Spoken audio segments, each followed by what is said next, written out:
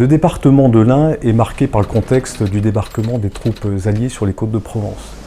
Le 31 août, une offensive nazie, compte tenu de la retraite des troupes allemandes dans la vallée du Rhône, est une tentative de permettre le passage de Lyon en force pour cette 19e armée allemande, qui est secondée par la 11e division de Panzer.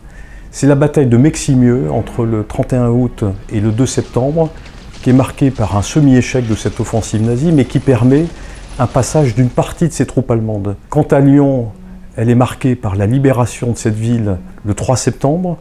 Préalablement, les troupes allemandes qui occupaient la ville ont détruit une partie des ponts qui étaient sur le Rhône, de façon à éviter la poursuite des troupes allemandes qui refluent vers le nord. Le département de l'Ain est également marqué par la libération de Bourg-en-Bresse le 4 septembre, où arrivent et se sont rejoints les troupes américaines et la résistance. Le département de l'Ain est définitivement libéré le 5 septembre 1944. Il faut rappeler également que le 21 août, le pays de Gex, qui fait partie du territoire de l'Ain, a été définitivement libéré de l'occupant, qui en est parti après 4 années d'occupation, puisque c'est l'un des rares territoires de notre région qui a été marqué par 4 années d'occupation nazie.